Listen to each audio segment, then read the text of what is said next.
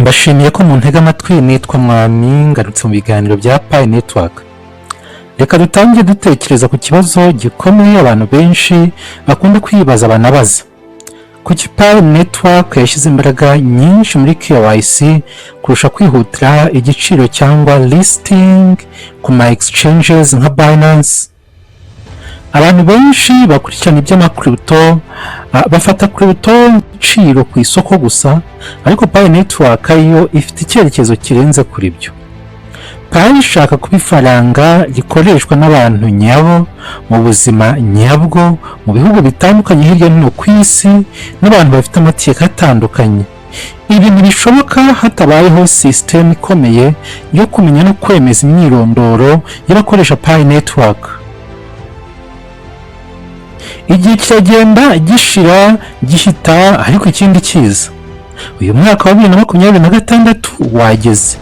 Ni igihe Pi Network iteganya kugira ku rwego aho KYC yayo izaba imaze kugera ku bantu benshi bihagije ku buryo ecosystem ishobora kuzabikora mu buryo busesuye. Muri iki gihe turimo, isi yose iri kwinjira mu cyiciro gishya cya identity ya digital. Amabanki, ibigo by'imari, leta na platforms atandukanye y'ikoranabuhanga byose biri kongera gusaba identity verification ikomeye. Crypto nayo ntiyasigaye inyuma. Nta mushinga ushobora gukora ku rwego rw'isi hose utubahirije aya mahame. Mu mishinga myinshi ya crypto, KYC yabaye inzitizi ikomeye. Hari aho ikorwa nabi, hari aho ikorwa n'ibigo byigenga bifata amakuru y'abantu bikayabika mu bubiko butizewe, cyangwa bigashyira abantu mu kaga k'amakuru bita breaches. Pi Network yasanze idashobora gukoresha ayo mahame asanzwe, cyane cyane bitewe n'umubare munini w'abapioneers bamaze kwinjira muri uyu mushinga. Iyo ufite abantu barenga miliyoni 100, KYC ihinduka ikibazo cya scalability, security, privacy ndetse n'amategeko byose icyarimwe bigahurirana. Aha niho Pi Network yahitiyemo inzira itandukanye. Blueprint ya Pi KYC yubakiye ku gitekerezo cyo guhuza ikoranabuhanga rigezweho n'imbaraga z'umuryango.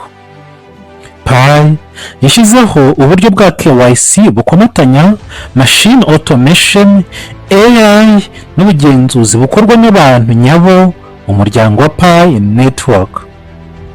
Ubu buryo bwa distributed validation butuma system idashingira ku kigo kimwe gifite ububiko bunini bw'amakuru y'abantu bose, ahubwo ikagabanya inshingano mu buryo butekanye kandi bupimye.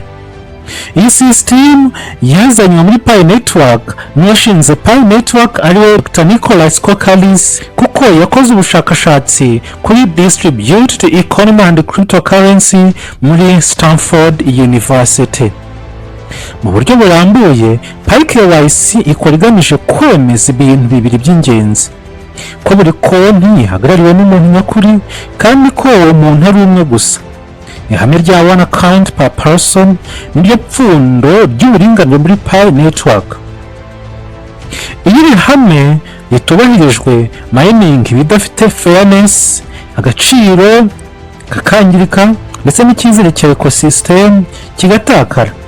Niyo mpamvu Pi yafashe icyemezo gikomeye cyo gushyira KYC imbere, nubwo byatwaye igihe kinini kandi bigatera impatience cyangwa ukutihangana ku bapioneer benshi, ndetse bigenda bivamo ukwijujuta hirya no hino bibaza ukuntu Pi Core Team irimo igenza ibintu gake, mbese naho itabitayeho.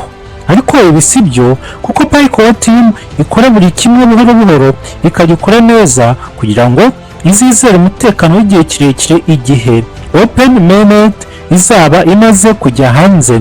Na Pi Ecosystem, rwa rubuga rukomeye rwa app rurimo amadApp cyangwa amapplication azaba yiganjeho amasoko menshi igihe azaba arimo gukora.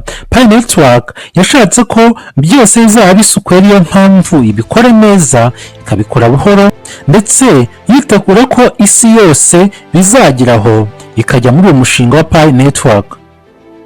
Ikindi cy'ingenzi ni uko KYC atari ikibazo cya tekinike gusa, ahubwo ni ikibazo cy'amategeko. isi igizwe n'ibihugu bifite amategeko atandukanye ku bijyanye n'imari, crypto, privacy ndetse n'imyirondoro y'abantu. Pi Network igomba kugendana n'aya mategeko yose niba ishaka gukorera ku rwego rw'isi hose. Mu rugendo rugana uyu mwaka tugiye gutangira no gukomeza, Pi Core Team irimo gukora ku buryo KYC ya Pi ihuza n'amahame mpuzamahanga ikanubahiriza ibisabwa n'ibihugu bitandukanye.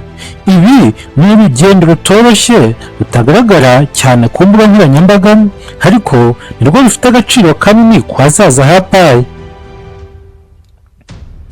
Iyo turebye ingaruka zabyo ku ikoreshwa rya Pi, tubona ko KYC ari urufunguzo rufungura amarembo yose. Nta exchange ikomeye ishobora kwakira Pi mu buryo busesuye hatabayeho KYC cyangwa KYB byizewe.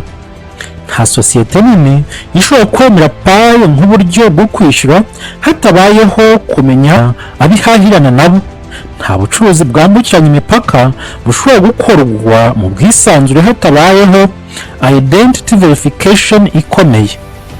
Ibi bivuze ko Pi KYC atari igitutu cyangwa igitugu ku bapayoneri, ahubwo ni igikoresho kibarinda kandi kibafasha mu iterambere ry'ubukungu bw'ikiragano isi yamaze kwinjiramo.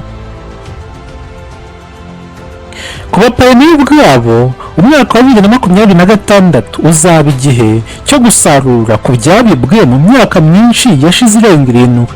Ariko ibyo ntibizaba byikora. Buri mupayoneri afite uruhare rukomeye mu gutuma Pi igira aho ishaka kugera. Kwitegura KYC hakiri kare, gutanga amakuru nyayo, kwirinda konti zirenze imwe no gufasha abandi gusobanukirwa inzira. Ibi ni bimwe mu bintu bizatuma Pi igera ku ntego yayo. Ibibazo abantu bagira nko gutinya privacy, gutinda kwa KYC cyangwa kudasobanukirwa uko bikorwa, bifite ibisubizo mu mahame Pi yashyizeho yo kurinda amakuru no kubaka icyizere. Kuba umupayoneri azaba azi ko amakuru ye ajyanye n'irangamimerere yizewe muri Pi Network, ibi bizatuma akomeza kugira icyizere uyu mushinga w'imari wa Pi Network. Igihe KYC izaba imaze kugera ku rwego rwo hejuru mu mwaka wa 2026, Pi Network izinjira mu cyiciro gishya. Tuzatangira kubona ecosystem ikura iva muri ibi bihe dutegereje mainnet launch ikijya ku rwego rwo gukoreshwa ku bwinshi hirya no hino ku isi. Partnership nini, application zifite umumaro mu buzima bwa buri munsi, serivisi z'imari, ubucuruzi bwo mu rwego mpuzamahanga n'imishinga ishingiye kuri Pi bizatangira kwiyongera. Pi izava ku kuba umushinga w'abapayoneri gusa igere ku kuba igikoresho cy'ubukungu cy'abantu benshi batuye isi. Dusoza iki kiganiro, ni ngombwa gusobanukirwa ko Pi Network KYC atari inzitizi cyangwa ikintu kiganishe kubangamira abakoresha Pi. Ni umusingi, ni inkingi yubaka ejo hazaza ha Pi. Uyu mwaka wa 2026 uzaba ikigeragezo gikomeye cy'uko Pi Network ishobora guhuza abantu bo ku isi hose muri sisiteme imwe yizewe ya identite y'ubukungu bwa digital. Abapayoneri muri rusange bazaba ari bo bubaka amateka binyuze mu kwihangana, kumva icyerekezo cya Pi Network no kugira uruhare rufatika. Agaciro nyako ka Pi kazubakwa n'abantu nyabo bemejwe, bafite icyizere kandi biteguye gukoresha Pi mu buzima bwabo bwa buri munsi. Iyo niyo ntego nyamukuru, kandi KYC ni urufunguzo ruyifungura. Muri make, ntabwo KYC nanone ikiri inzitizi mu bijyanye na tekinike, kuko Pi Core Team yahisemo gukorana na AI kugira ngo ikemure ibibazo byinshi bya KYC, ndetse bya bibazo bitashoborwaga gukemurwa na automation ya machine.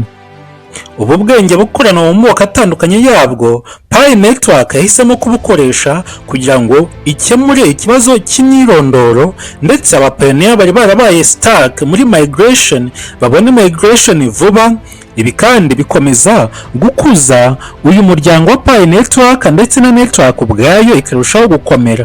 Ikindi ni ukwinjiza abantu benshi kuko burya abantu nibo mutungo. Proje idafite abantu ntabwo yagera ku ntego. Niyo mpamvu ibi byose birimo kubakwa biciye muri KYC kugira ngo Pi Network izabe umushinga wa crypto ukomeye cyane, ndetse umushinga utari warigeze kubaho ukundi muri iyi si ya crypto. Ibi tuvuga urabyumva nk'ibintu bidashoboka, ariko KYC yazanywe na Pi Network ni impinduramatwara mu bijyanye n'imyirondoro, ariko nanone mu bukungu bwa digitali.